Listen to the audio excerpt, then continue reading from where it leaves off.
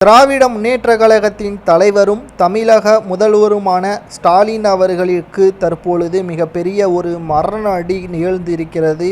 திராவிட முன்னேற்றக் கழகத்தின் நாடாளுமன்ற கூட்டணியாக இருக்கின்ற இந்தியா கூட்டணியில் உள்ள 26 கட்சிகள் தற்பொழுது 2 கட்சிகள் இந்தியா கூட்டணியிலிருந்து விலகியுள்ளது. இதற்கு மிக முக்கியமான காரணம் முதல்வர் ஸ்டாலின் தான் என்றும், திமுக இந்தியா கூட்டணியில் இருந்தால் நிச்சயமாக நாங்கள் கூட்டணி வைக்க முடியாது என்று கூறி மேற்கு வங்காள முதல்வர் மம்தா பானர்ஜி அவர்கள் 2 நாட்களுக்கு முன்பாக வெளியேற்றப்பட்டார். தற்பொழுது ஆம் ஆத்மி கட்சியும் தனித்து போட்டியிட உள்ளதாகவும், பஞ்சாபில் உள்ள 13 மக்களவை தொகுதிகளிலும் ஆம் ஆத்மி தனித்து போட்டியிட உள்ளதாக தற்பொழுது ஆம் ஆத்மி கட்சி நிறுவனர் கூறியுள்ளது பெரும் பரபரப்பை ஏற்படுத்தியிருக்கிறது.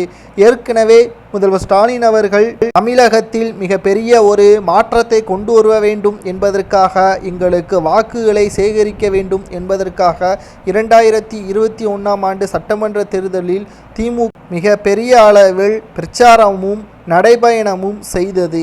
தற்பொழுது உதயநிதி ஸ்டாலின் அவர்கள் சனாதானத்தை பற்றி பேசியதன் காரணமாக வடமாநிலங்களில் நடைபெற்ற 4 சட்டமன்ற தேர்தலில் 3 சட்டமன்ற தேர்தலில் பாஜக அமோக வெற்றி அடைந்ததற்கு மிக முக்கியமான காரணம் உதயநிதி ஸ்டாலின் தான் என்றும், ஏற்கனவே மேற்கு வங்காள முதல்வர் மட்டுமல்ல, இந்தியா கூட்டணி கட்சியில் இருக்கின்ற பிற கூட்டணி கட்சிகளும் எதிர்ப்புகளை தெரிவித்தனர். காரணம், உதயநிதி ஸ்டாலின் அவர்கள் அரசியல் எண்ணத்தோடு பேசத் தெரியாமல் பேசி வருகிறார் என்றும், சினிமாவில் நடிப்பவர்களை அமைச்சராகி அழகு பார்த்தால் இதுதான் நடக்கும் என்றும் ஏராளமான கருத்துக்களும் முன்வைக்கப்பட்டது.